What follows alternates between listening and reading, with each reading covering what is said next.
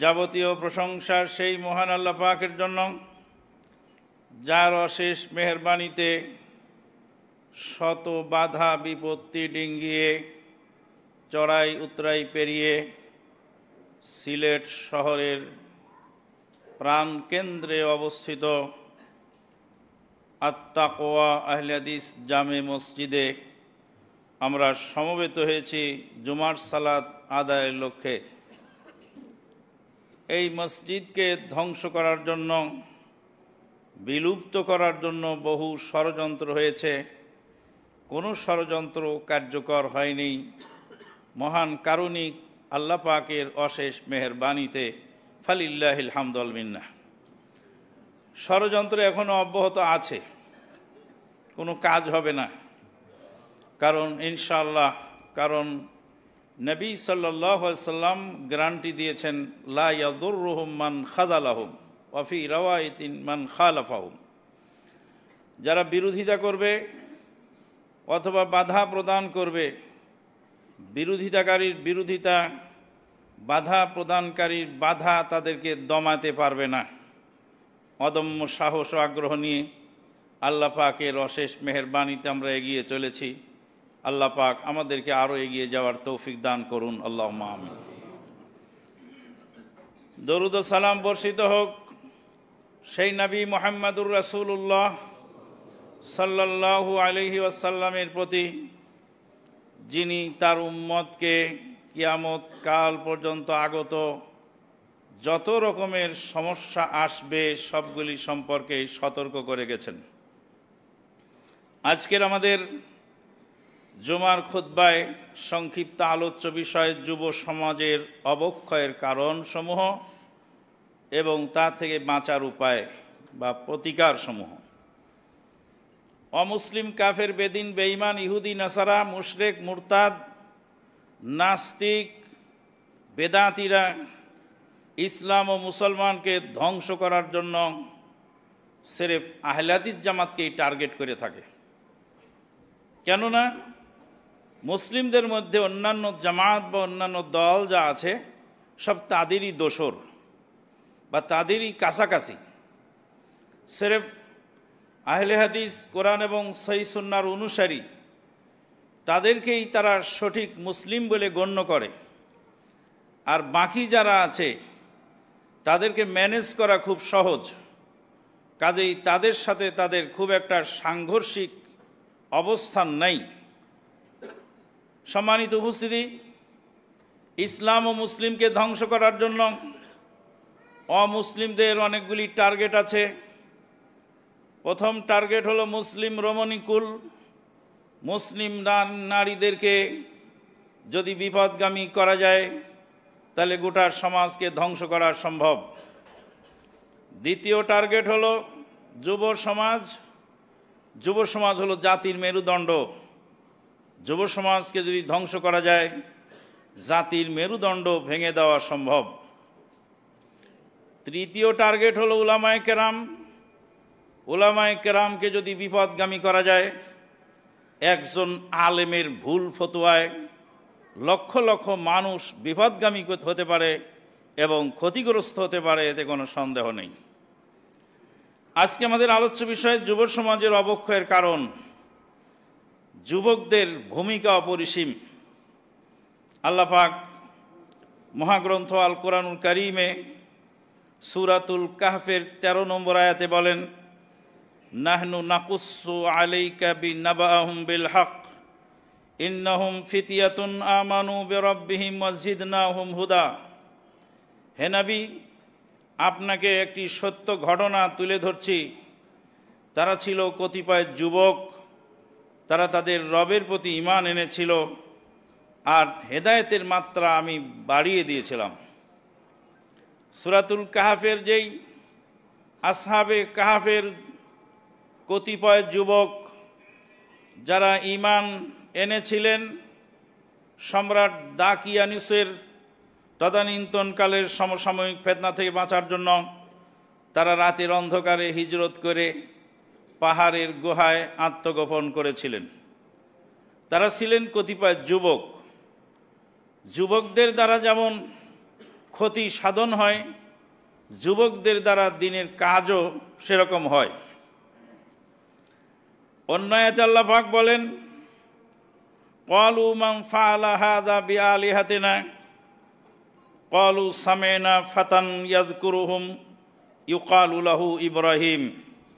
সূরাতুল আম্বিয়া 59 এবং 60 নম্বর আয়াতে আল্লাহ পাক বলেন, ইব্রাহিম আলাইহিস সালাতু ওয়াস সালাম যুবক মানুষ মূর্তিগুলিকে ভেঙে যখন চুরমার করে ফেললেন, তারা ঘুরে এসে বলছে, আমাদের দেবতার সঙ্গে এই আচরণ কে করল?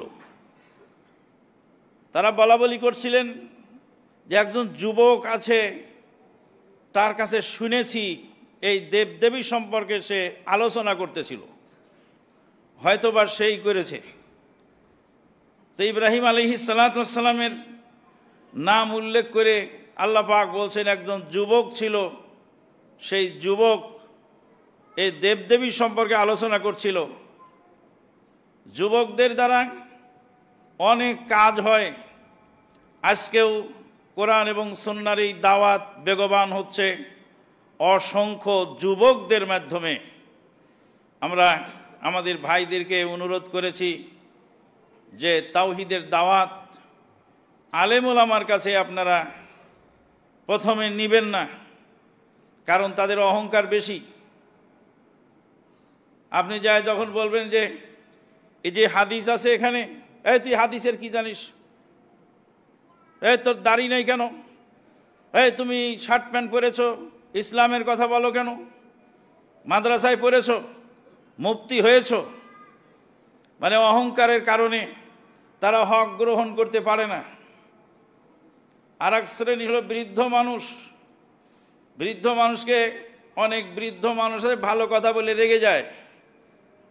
ওই জন্য ডাক্তাররা 60 বছর বয়স হয়ে গেলে তারা আর অপারেশন করে না, বলে বয়স্ক মানুষ অপারেশন করলে আরও ক্ষতি হবে, সামান্য কিছু ওষুধ পানি দিয়ে ওকে যে কয়দিন বাঁচে ওইভাবেই চালাও রে বাবা, থেরাপি মেরাপি দিয়ে চালাও, একে অপারেশন করলে ক্ষতি হবে।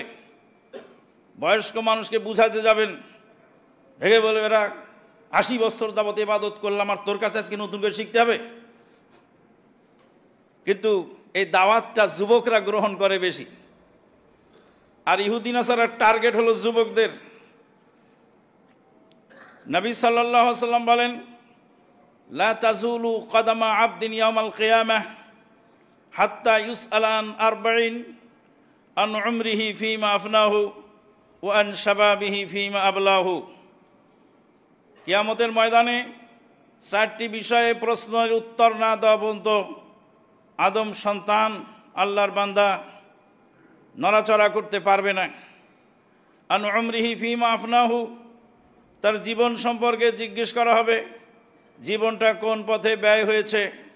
ওয়া আন শাবাবিহি ফীমা আবলাহু, তার যৌবন সম্পর্কে জিজ্ঞেস করা হবে, যৌবনটা কোন পথে ব্যয় করেছে, যৌবনটা কোন পথে ক্ষয় হয়েছে। জীবনের মধ্যেই যৌবন।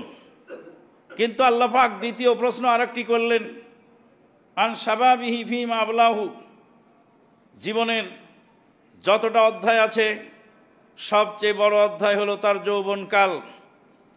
যৌবনকালেই তার ভালো মন্দ, তার উত্থান পতনের যেই মূল সময়, সেই সময়কে বেছে নিয়ে কাজ করাটা আমাদের জন্য জরুরি। আমাদের যুব সমাজকে ধ্বংস করার জন্য, যুব সমাজ যে অবক্ষয়ের করাল গ্রাসে নিমজ্জিত হচ্ছে, অনেকগুলি কারণের মধ্যে একটি কারণ হলো মাদক দ্রব্য। মাদকের নেশায় মত্ত হয়ে অসংখ্য যুবক ধ্বংসের দ্বার প্রান্তে পৌঁছে গেল।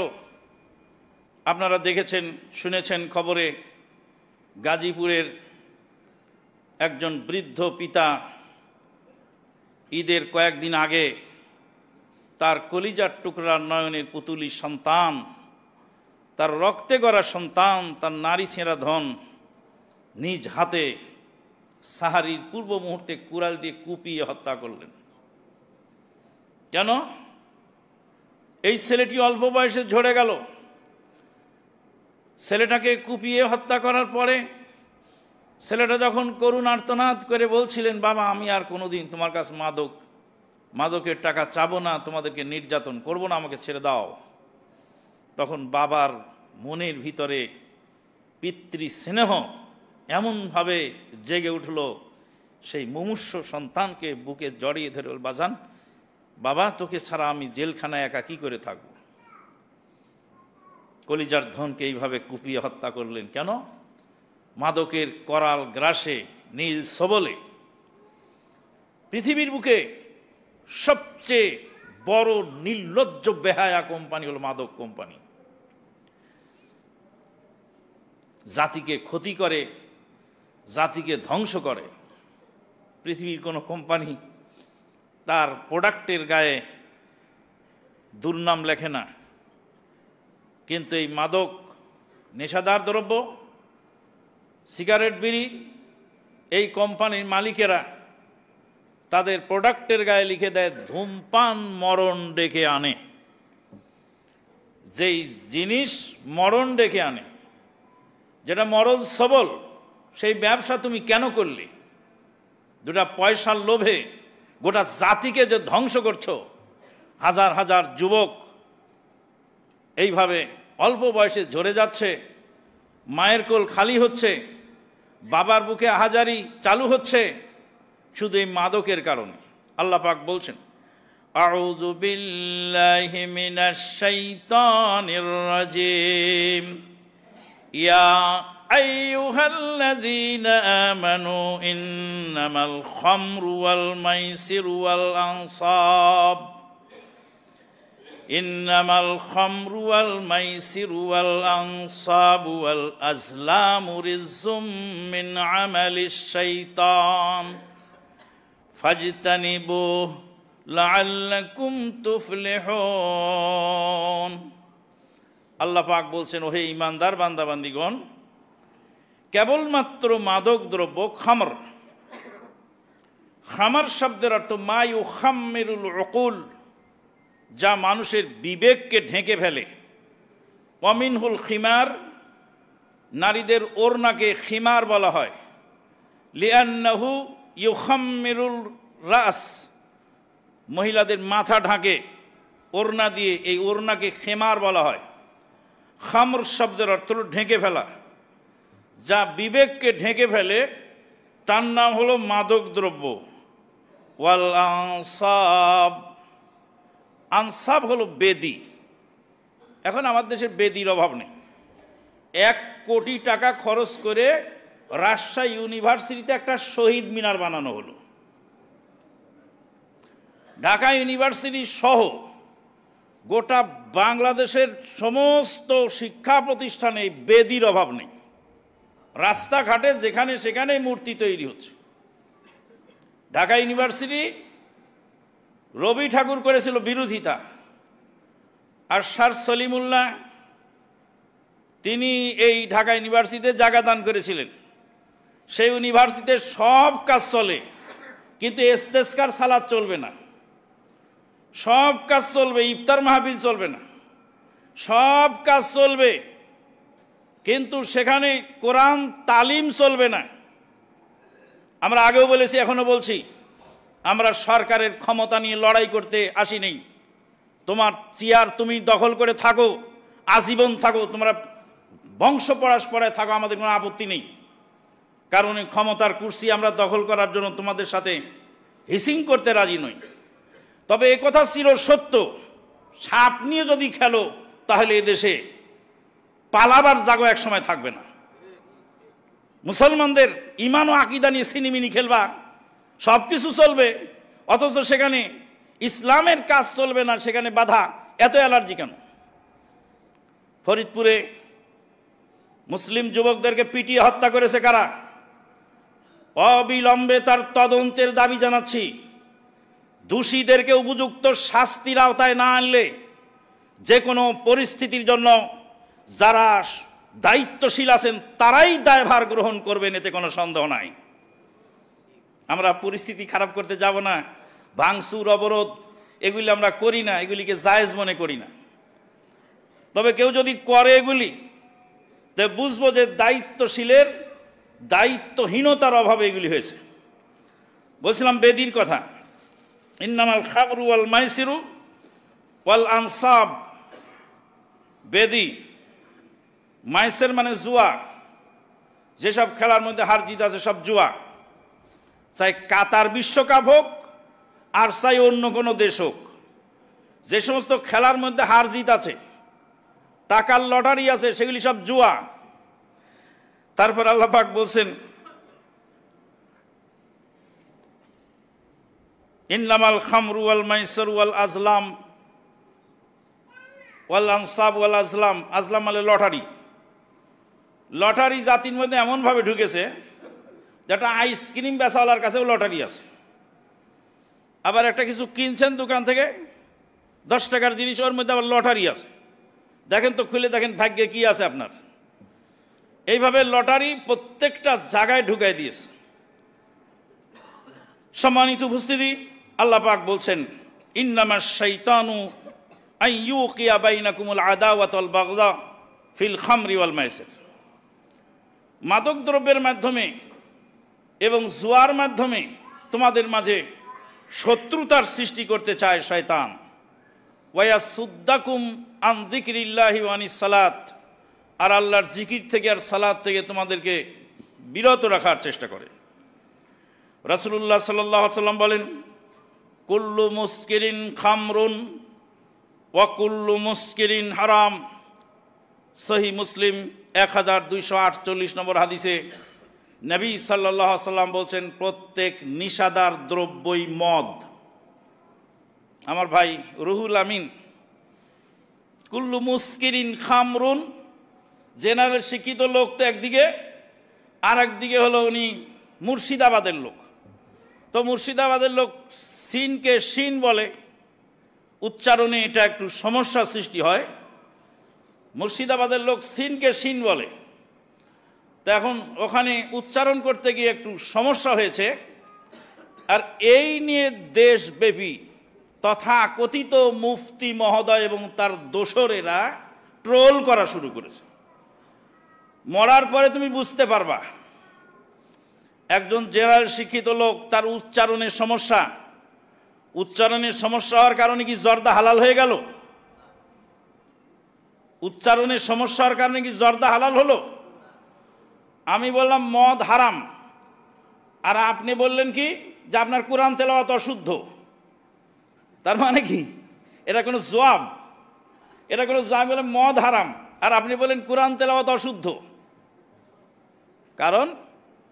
কারণ হলো দীর্ঘদিন যাবৎ এই জাতিকে ধোঁকা দিচ্ছিল আর বলতেছিল যে তারাবির সালাত 8 রাকাত নয় 20 রাকাত। আর তারাবির যেটা হাদিস দেওয়া হচ্ছে, এই হাদিসটাকে বলছে এটা তাহাজ্জুদের হাদিস। তাহাজ্জুদের হাদিস, এটা তারাবি নয়। তারাবি নয়, তাহাজ্জুদ। এই যে ধোঁকাবাদী কথাটা সে বলবে, এই জন্য আল্লাহ পাক 1450 বছর পূর্বে মা আয়েশা সিদ্দিকা রাদিয়াল্লাহু তাআলা আনহার মুখ দিয়ে বের করে নিলেন রমাজানেও 11 পড়েছেন, অন্য মাসেও 11 পড়েছেন। রমাজান এবং অন্য মাসে 11-র বেশি পড়েন নাই। তার মানে রমাজানে তারাবি পড়েছেন আর অন্য মাসে তাহাজ্জুদ পড়েছেন, 11 পড়েছেন। রমাজান গায়ের রমাজানে 11-র বেশি পড়েননি। আপনার মতো বুদ্ধিমান যদি মা আয়েশা সিদ্দিকা রাদিয়াল্লাহু তাআলা আনহা হতেন, তাহলে তিনি বলতেন রমাজানে 31-এর বেশি পড়েন নাই, আর অন্য মাসে 11-র বেশি পড়েননি। তা বললেন না কেন? আবারও বলছি, সেই বুকা চাকর 1 কেজি নুন কিনলো আর 1 কেজি লবণ, নুন আর লবণ এনে দিল, আর চাকরানি রান্নার সময় 1 চামচ লবণ দিল তরকারিতে, আর 1 চামচ দিল নুন। এবার খাওয়ার সময় দেখা যাচ্ছে তরকারি আর খাওয়াই যায় না। বলছে এ বড় চাকরানি করছিসটা কি? তরকারি তো অখাদ্য হয়ে গেছে। নুন ছাড়া যেমন তরকারি খাওয়া যায় না, ইবাদত ছাড়া মুসলিম থাকা যায় না, তরকারি নুন ছাড়া খাওয়া যায় না। লবণ বেশি হয়ে গেলে যেমন তরকারি অখাদ্যে পরিণত হয়, এবাদত বেশি হলেও তখন সে এবাদত বেদাতে পরিণত হয়। তখন দিয়েছে, তারপর খেয়ে দেন, সর্বনাশ, আমি নুন 1 চামচ দিয়েছি আর লবণ 1 চামচ দিয়েছি। তা নুন দেন আর লবণ দেন, 1 চামচই তো দিবেন নাকি? তাহাজ্জুদ পড়লেও পড়েন, কিয়ামুল লাইল পড়লেও পড়েন, তারাবি পড়লেও পড়েন, 11-র বেশি তো পড়তে পারছেন না। কারণ হাদিস বুখারীতে, আর বর্ণনাকারী মা আয়েশা সিদ্দিকা রাদিয়াল্লাহু তাআলা আনহা, সিদ্দিকা বিনতু সিদ্দিক মুবাররাতুম মিন ফাওকি সাব'i সামাওয়াত। একজন জেনারেল শিক্ষিত লোকের সামনে কুপকাত হয়ে গেলেন, বিশাল বড় মুফতি, সব আস্ফালন শেষ হয়ে গেল। কারণ দলিল নাই তো দিবে কোত্থেকে? দলিল থাকতে হবে তো, দলিল না থাকলে দেয় কি করে? যোদ্ধা যত বড়ই হোক না কেন, তার যদি অস্ত্র না থাকে, সে যুদ্ধের ময়দানে অবশ্যই পরাজিত হতে হবে। দলিল যে নাই, এতকাল যে ভুয়া দলিল নিয়ে চলেছে, তার জ্বলন্ত প্রমাণ এখানে আসার পরে একে নিয়ে ট্রোলস করা শুরু করেছে। কুল্লু মুস্কিরিন খামরুন অকুল্লু মুস্কিরিন হারাম, প্রত্যেক মুস্কের মদ আর প্রত্যেক মদ হারাম। সম্মানিত উপস্থিতি, আজকে এই মাদকের বিরুদ্ধে যুবকদেরকে সচেতন করতে হলে যুবকদেরকে সমাজ সচেতন হতে হবে, পরিবার সচেতন হতে হবে, ওলামায়ে কেরামদেরকে সচেতন হতে হবে, অভিভাবকদেরকে সচেতন হতে হবে, প্রশাসনকে সচেতন হতে হবে। যুবকদের উপযুক্ত তালিম এবং ধর্মীয় অনুশাসনের মাধ্যমে এখান থেকে ফিরে আনা সম্ভব। 2 নম্বর সমস্যা, শহর শিক্ষা এবং নারীর ফিতনা। আল্লাহ পাক বলেন, ইন্না কাইদা কুন্না আযীম। রমণী সম্পর্কে আল্লাহ পাক বললেন, ইউসুফ আলাইহিস সালামের সঙ্গে যখন সেই জুলাইখা লুকোচুরি খেলল, আল্লাহ পাক বললেন, নিশ্চয়ই তোমাদের কূটকৌশল বড় ভয়াবহ। অথচ শয়তানের কূটকৌশল সম্পর্কে আল্লাহ পাক বলেন, ওয়াকানা কাইদুশ শাইতানি কানা যায়ীফা, ইন্না কাইদাশ শাইতানি কানা যায়ীফা। শয়তানের কূটকৌশল দুর্বল, কিন্তু রমণীর কূটকৌশল বড় ভয়ানক। আজকে অসংখ্য যুবক এই নারীর ফিতনায় পড়ে তাদের জীবন যৌবন, ইজ্জত, হুরমত সব ধ্বংসের দ্বার প্রান্তে পৌঁছে যাচ্ছে। আল্লাহ নবী সাল্লাল্লাহু আলাইহি ওয়াসাল্লাম বলেন, ইন্নাদ দুনিয়া হুলুওয়াতুন খাদিরাতুন ওয়াল্লাহু মুস্তাখলিফাকুম ফিহা। নিশ্চয়ই দুনিয়া নয়নাভিরাম, আল্লাহ পাক এই দুনিয়াতে তোমাদেরকে খেলাফতের দায়িত্ব দিয়ে পাঠিয়েছেন। ফাত্তাকুদ দুনিয়া ওয়াত্তাকুন নিসা, দুনিয়া থেকে ভয় করে চলো, নারীর ফিতনা থেকে ভয় করে চলো। নারীর ফিতনা থেকে বাঁচার জন্য আল্লাহ নবী সাল্লাল্লাহু আলাইহি ওয়াসাল্লাম বলেন, ইয়া মাশারাশ শাবাবে মান ইসতাতাআ মিনকুমুল বাআতা ফালইয়াতাযাওয়াজ ফাইন্নাহু আগাদ্দু লিল বাসারি ওয়া আহসানু লিল ফারজ ওয়া মান লাম ইয়াস্তাতি ফাআলাইহি বিস-সাওম ফাইন্নাহু লাহু বিজা। হে যুব সমাজ, তোমাদের যাদের বিয়ে করার সামর্থ্য আছে, দ্রুত গতিতে বিয়ে করে ফেলো। নবী সাল্লাল্লাহু আলাইহি ওয়াসাল্লাম একজন সাহাবীর বিয়ে পড়াচ্ছিলেন। সাহাবীকে আল্লাহ নবী বললেন, মোহরানা আনো। বসে, মোহর দেওয়ার কোনো পয়সা আমার কাছে নাই। আল্লাহ নবী সাল্লাল্লাহু আলাইহি ওয়াসাল্লাম বলে, ইলতামিস, খুঁজে দেখো, ওয়ালাউ কানা খাতামাম মিন হাদিদিন, তোমার বাড়িতে লোহার একটি আংটি খুঁজে পাও, সেটা নিয়ে আসো, মোহরানা ধার্য করে বিয়ের ব্যবস্থা করছি। যুবক ফিরে এসে বললেন, ইয়া রাসূলুল্লাহ সাল্লাল্লাহু আলাইহি ওয়াসাল্লাম, আমার গায়ের জামা ছাড়া আমার আর কিছু নেই। আল্লাহ নবী সাল্লাল্লাহু আলাইহি ওয়াসাল্লাম বললেন, তুমি কি কোরআন জানো? বলে, হ্যাঁ, কোরআন তো জানি। কোরআন তুমি তোমার স্ত্রীকে পড়িয়ে দিও, এর বিনিময়ে তোমার মোহর ধার্য করে বিয়ের ব্যবস্থা করলাম। যাওয়াজনাকাহা বিমা মাআকা মিনাল কোরআন। বুখারীর হাদিস থেকে অনেকগুলি জিনিস জানা গেল। 1 নম্বর জিনিস জানা গেল, বিয়ে করার জন্য সম্পদশালী হওয়া জরুরি নয়। যার বাড়িতে লোহার আংটি নাই, তাকেও আল্লাহ নবী বিয়ে পড়িয়ে দিচ্ছেন। জিজ্ঞেস করছেন না, একটা আংটি মোহরানা দিতে পারো না, তো স্ত্রীকে খাওয়াবে কি? আমরা সবাই বলি রাজ্জাক হলেন রুজিদাতা, কিন্তু মেয়ের বাপকে যখন প্রস্তাব দেওয়া হয় তখন বলে, ছেলে কি করে? একবার এক ছেলের বিয়ে নিয়ে গেলাম, ছেলে বেকার। আমাকে জিজ্ঞেস করে ছেলে কি করে, আমি বলি ছেলে মাথা চুলকায়। ছেলে কি করে তা দিয়ে আপনার কি হবে? আপনার মেয়ে আপনার বাড়িতে খায়, আপনার মেয়ের খাদ্যটা ছেলের বাড়িতে পাঠিয়ে দেন। মেয়ের বিয়ে না হলে, ছেলের ক্যারিয়ার না করলে আপনি মেয়ে বিয়ে দিবেন না। ছেলের ক্যারিয়ার করতে 5 বছর সময় লাগে, 5 বছর আপনার মেয়েকে বাড়িতে বসায় খাওয়াবেন। ছেলের অভিভাবককে বললাম আপনার ছেলে নিজের পায়ে না দাঁড়ানো পর্যন্ত বিয়ে করাবেন না, এই নিজের পায়ে দাঁড়ানো পর্যন্ত আপনি খাওয়াবেন। আপনার ছেলেকে আপনি খিলান, আর আপনার মেয়ের খাদ্যটা ওই ছেলের বাড়িতে পাঠিয়ে দেন, দুইজনে এক জায়গায় বসে খাক। 5 বছর আর লাগবে না। আল্লাহ নবী সাল্লাল্লাহু আলাইহি ওয়াসাল্লাম বলছেন, কোন যুবক যদি তার চরিত্র রক্ষার জন্য বিয়ে করে, আল্লাহ পাক নিজে তার সাহায্য করার জিম্মাদারি গ্রহণ করেছেন। যখনই বিয়ে হয়ে যাবে, সাথে সাথে দেখবেন বিয়ের আগে একজনে দোয়া করতেছিল, বিয়ের পরে 2 জন স্বামী স্ত্রী মিলে দোয়া করে, আল্লাহ রুজির ব্যবস্থা করে দাও। আল্লাহ যেহেতু জিম্মাদারি নিয়েছেন, আল্লাহ পাক অবশ্যই করে দেবেন। সম্মানিত উপস্থিতি, যুব সমাজ ধ্বংসের 3 নম্বর যে কারণ, 3 নম্বর কারণের মধ্যে একটি হলো অসৎ সঙ্গ। আজকে অসৎ সঙ্গের কারণে অসংখ্য যুব সমাজ ধ্বংসের দ্বার প্রান্তে চলে যাচ্ছে। আল্লাহ নবী সাল্লাল্লাহু আলাইহি ওয়াসাল্লাম বলেন, আল মারউ আলা দীনি খালিলিহি ফালয়ানজুর আহাদুকুম মান ইউখালিল। মানুষ তার বন্ধুর স্বভাবে প্রভাবিত হয়।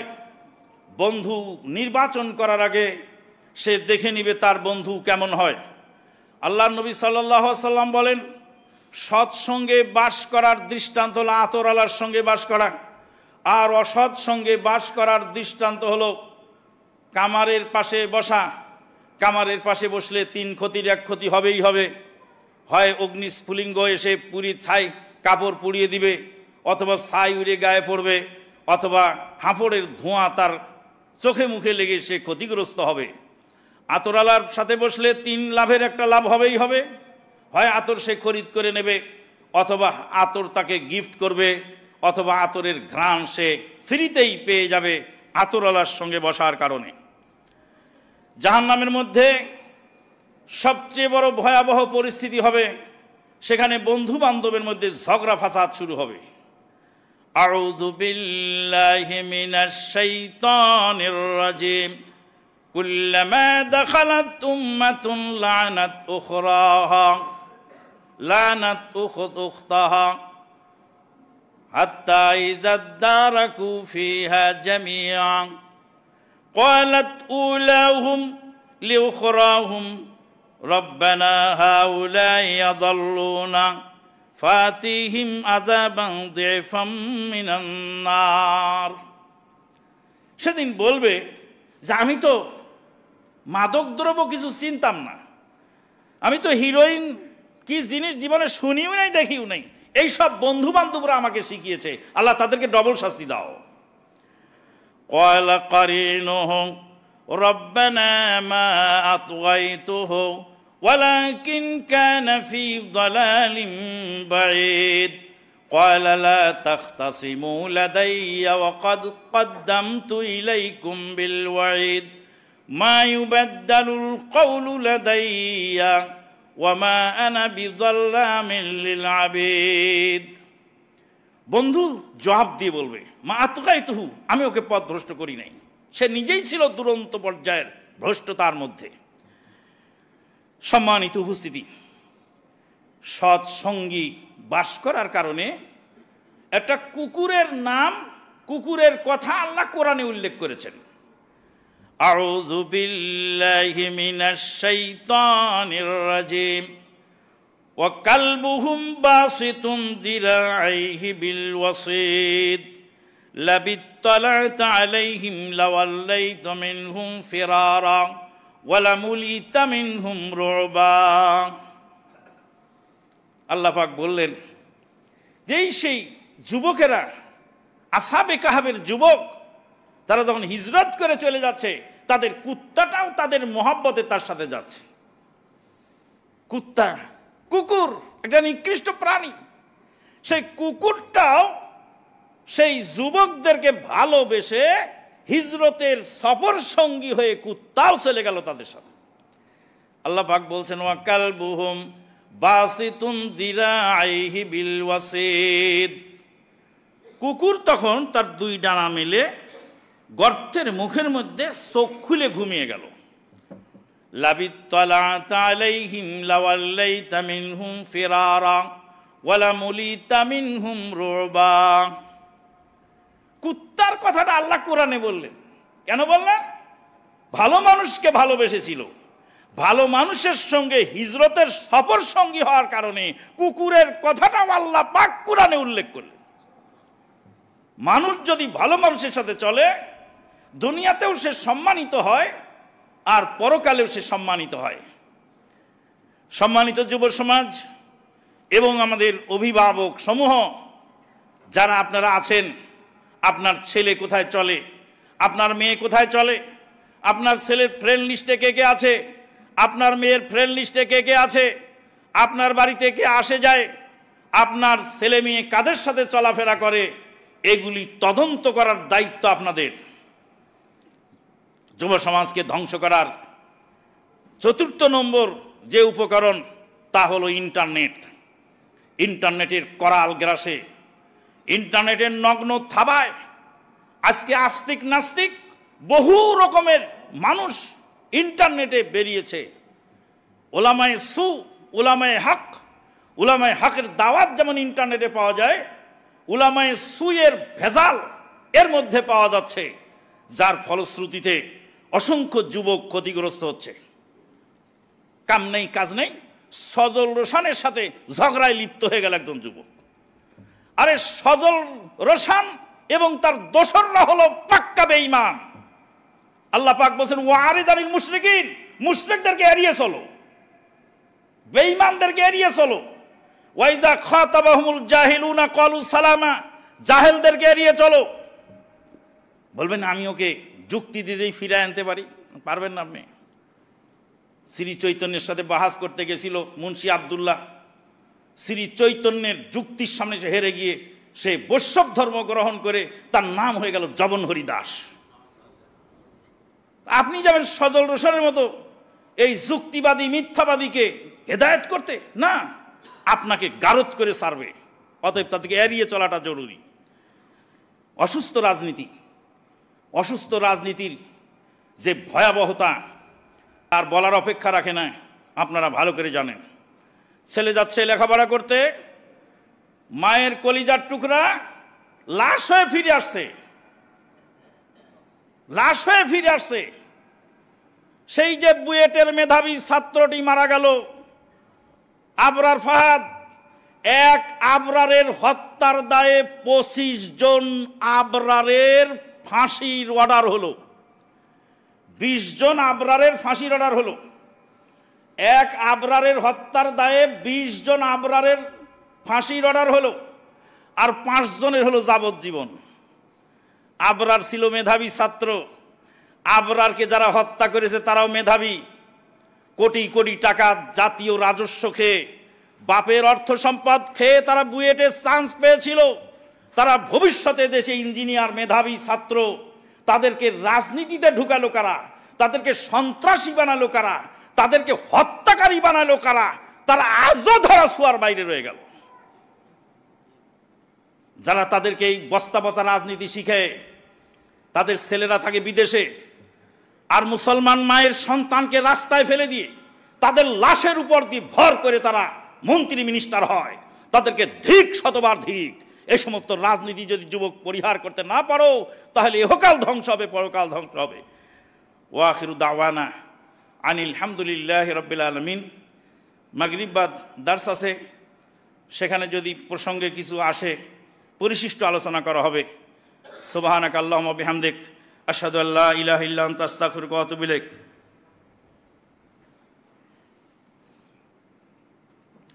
আলহামদুলিল্লাহ, আলহামদুলিল্লাহি কাফা ওয়া সালামুন আলা ইবাদিহিল্লাযীনা ইসতাফা, আম্মা বাদ। ফাউযু বিল্লাহি মিনাশ শাইতানির রাজীম। ইন্নাল্লাহা ওয়া মালাইকাতাহু ইউসাল্লুনা আলান নবী ইয়া আইয়ুহাল্লাযীনা আমানু সাল্লু আলাইহি ওয়া সাল্লিমু তাসলিমা আল্লাহুম্মা সাল্লি আলা মুহাম্মাদিন ওয়া আলা আলি মুহাম্মাদ কামা সাল্লাইতা আলা ইব্রাহিম ওয়া আলা আলি ইব্রাহিম ইন্নাকা হামিদুম মাজিদ ওয়া সাল্লি আলা সাইরিল আমবিয়া ওয়াল মুরসালিন ওয়া আলাল মালাইকাতিল মুকাররাবিন ওয়া আলা ইবাদিল্লাহিস সালিহিন খুসুসান আল খুলাফাইর রাশিদিন আল মাহদিন ওয়া আলা জামিস সাহাবাতি ওয়াল আনসার ওয়াল মুহাজিরিন ওয়া আলা তাবিঈন আজ-জাহিদিন আর-রাশিদিন বিরহমাতিকা ইয়া আরহামার রাহিমিন আল্লাহুম্মা ইজ্জাল ইসলাম ওয়াল মুসলিমিন ওয়া আযিল্লাশ শিরকা ওয়াল মুশরিকিন ওয়া দাম্মিরিল্লাহুম্মা আ'দাকা আ'দা'ad-din واحمي حوزة الإسلام والمسلمين فيه واحمي حوزة الإسلام والمسلمين يا أرحم الراحمين اللهم انصر المستضعفين من الرجال والنساء والولدان في فلسطين اللهم انصر المجاهدين في كشمير اللهم انصر المجاهدين في سوريا وبرما اللهم انصر المسلمين في كل مكان اللهم عليك باليهود الغاصبين اللهم دمر ديارهم وخرب بنيانهم وزلزل أقدامهم اللهم احصيهم عددا واقتلهم بددا ولا تبقي منهم أحدا اللهم اصلح أئمتنا وولاة أمورنا اللهم ارزقهم بطانة صالحة يا أرحم الراحمين اللهم اجعل هذا البلد آمنا مطمئنا رخاء سخاء وسائر بلاد المسلمين اللهم اسقنا واغثنا اللهم اسقنا واغثنا اللهم اسقنا واغثنا اللهم اسقنا غيثا مغيثا مريا مريا